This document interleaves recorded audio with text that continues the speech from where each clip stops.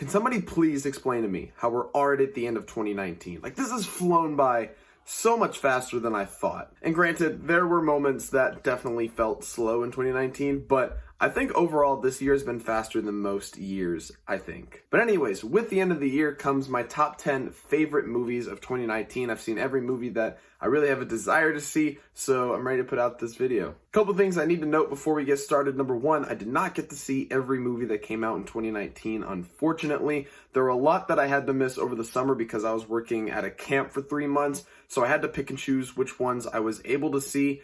But I think the ones that I missed out on and I didn't eventually see, I didn't really have as much of a desire to see, or the desire really waned over the course of time. So we got what we got. And also, me living in a small town doesn't help either. I don't get a whole lot of the super small independent movies, but I saw what I wanted to see. So I think I'm good. And secondly, these are just my 10 favorites. These aren't the ones that I think are the best. These aren't the ones that I think will appeal to everyone. These are just the 10 that I like the most. And finally, before we dive into the actual top 10, I have 5 honorable mentions I want to go over. Those are Ready or Not, El Camino, Us, John Wick Chapter 3, and Uncut Gems. Those are all really fantastic movies, and one of those was actually at my number 1 spot for a couple months, but I see better movies, opinions kind of change, so I ended up having 10 more that I thought were better than those. But anyways, let's dive into the list, starting with number 10. People tried to boycott this movie. Didn't really work for me. Knives Out was a freaking blast. This just felt like a classic murder mystery, and it was right up my alley. Rian Johnson was writing and directing it. The cast of this thing is freaking spectacular. It was just a super fun time. It genuinely kept me guessing throughout the movie, and it also provided a really entertaining time with really great jokes and some really good social commentary as well. Number 9. I'll be real, I didn't think I'd get a chance to see this one before the end of the year, but it turns out I did. Parasite was freaking fantastic. I think Parasite is one of the most well-crafted movies of the year by far. The performances are great, the writing and the directing by Bong Joon-ho is fantastic. Each shot is just crafted so well. It's entertaining, it's thrilling, it keeps you guessing. It's pretty much everything you could ask for from a movie like this. Number 8. This is easily one of my biggest surprises of the year. Apollo 11. Where did this movie come from? When this came out in theaters, I just saw it on a whim. I just saw it because it was a movie I could use with A-list and go watch. But I was so transcended by this experience. It was just incredible. I love the decision with this movie to not use present time interviews. It just felt so fresh and original and unique. And it was just so well made. It felt so visceral and so real. And part of that is because it's a real event. But it was just an amazing experience. If you have not watched this, it's on Hulu. Please go check this out. I implore you. It is fantastic. Number 7. Here's a riddle for you. What do you get when you cross Kylo Ren, Black Widow, and one of the best writer-directors in Hollywood right now? You get Marriage Story. This is another one where I think this is one of the best made movies of the year. But the only thing is, it's not as rewatchable. It's not as entertaining as much. But as I mentioned before, this is one of the best made movies of the year for me. It is just so well crafted. The performances are out of this world, especially by Adam Driver, who I really hope wins that Oscar. Noah Baumbach is continuing to prove that he is one of the best filmmakers in Hollywood today. I will be there every time he makes something. This was so freaking good. Number 6. Before this movie came out, I was honestly wondering if I would even get to see this in theaters this year. I ended up seeing it 3 times. The Lighthouse. The Lighthouse still hasn't managed to leave my head even 2 months after having seen it. This film just creates a whole environment and it shoves you into it and it keeps you there. It makes these characters, this environment, the story feel so real but also so bonkers and out there at the same time. And a lot of that is testament to Robert Pattinson and Willem Dafoe's performances. They are just so freaking good. They are so good and they play off of each other so well. You can tell they have such amazing chemistry together. And then Robert Eggers' writing and directing, man, he is proving to be one of the best horror directors out there right now. This movie was amazing. And if you haven't seen it yet, find a chance to. I really hope it gets some awards buzz. I don't think it will though, unfortunately. Number 5.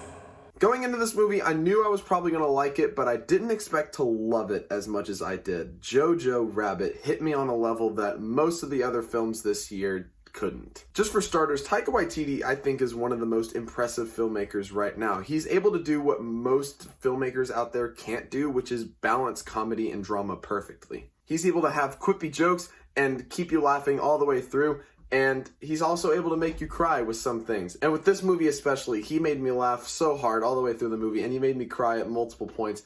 It was just really impressive stuff. Also, Roman Griffin Davis really surprised me with this movie. He is just a really talented young performer. I cannot wait to see what he does next because he was phenomenal in this movie. Number 4. Ever since I saw the trailer for this movie, I knew it was probably going to be in my top 10, and here it is, Joker. How could this not be in my top 10? This is a movie tailor-made for me. I am a huge fan of Joker. I love Joker, Batman, DC lore. I think it's all super interesting, and to get to see a movie like this where it really dives into the disturbing nature of Joker's character, I've been waiting to see this for a long time, and I don't think it's been done right until this movie. And yes, you can make an argument that Dark Knight really dives into the disturbing nature of Joker, and I think it does to a certain extent, but there's certain things that you can't achieve without that R rating, and I think Joker delves into that perfectly. Not only do you have a really compelling performance by Joaquin Phoenix, but I think you have just a really well-crafted story. And yes, it does feel very reminiscent of Taxi Driver, The King of Comedy, and other Scorsese films, but I don't see how that's a bad thing. Number 3. Oh, what I wouldn't give to watch The Farewell in theaters again. Wow, this movie is just phenomenal on every level. I still think this is the best directing of the year. Lulu Wang is just incredible. Oh my gosh, just thinking about it almost brings me to tears. This movie was freaking amazing. But on top of it being a heartbreaking, emotional story, it's really funny too. It's got really great comedy. It's another one of those instances where it just balances comedy and drama perfectly. It knows when to make you laugh, it knows when to make you cry, and it pulls it off perfectly. I implore you, if you have not seen this yet, find it, go watch it. It is incredible. It's such a great reminder about just loving family and just reminding us what family is all about. Number 2. I loved this movie the first time I saw it, but it has really grown on me even more since it's come out. Once Upon a Time in Hollywood, I think it's just the most entertaining movie of the year. I'm a huge Tarantino fan, so obviously I was excited for this. This was the first Tarantino movie I got to see in theaters. I got to see it in IMAX, which was really freaking cool. But man, this is what the movies are about. Telling a compelling story in a way where the audience can just enjoy it and be entertained. And that was exactly what this movie was for me. I had such a blast watching this movie. I've seen it 3 times now.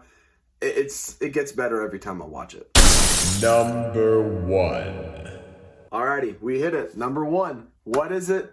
What is it gonna be? Drum roll, please. 1917. Holy crap, just thinking about this movie. This movie is so freaking good. This movie is so freaking good. This is easily one of the best movies of the decade. This was just phenomenal on every level. It's easily the most visceral, most transcendent experience I had watching a movie this year. No movie made me feel the way this movie did. And I know that with a lot of these award season movies that they can really tend to appeal to a certain type of audience, but I think 1917 is one that can really just appeal to everybody. It isn't for a specific group of people. It's for everybody to see. And when it comes out nationwide January 10th, I implore you, go watch this movie. I will be telling everybody I know to go see this movie. So please go see it. It is incredible. It is such an immersive experience. Holy crap. 1917, man. The best movie I've seen this year. So there you have it. Those are my 10 favorite movies of the year. It's been a really great year for movies this year. It really has.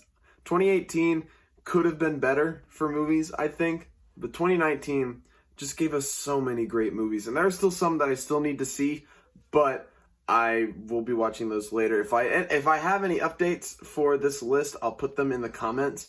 So if you're watching this in the future, be sure to check down there because there may be something that might be moved around. Anyways, that's all I got with this. Thank you guys so much for watching. If you liked this, be sure to subscribe, hit the notification bell. I will be doing so many reviews in 2020. I'm going to be doing as many as I can. I'm going to try and see more movies next year, but we'll see what happens. Also, coming within the next week or so, I will have my bottom 10 movies of the year, my top 10 favorite movies of the decade, and my top 10 most anticipated movies of 2020. So once again, subscribe, be on the lookout for that. I'm really excited about those videos. Thank you guys again so much for watching this. Hope you guys have a great day. I'll see you in the next one.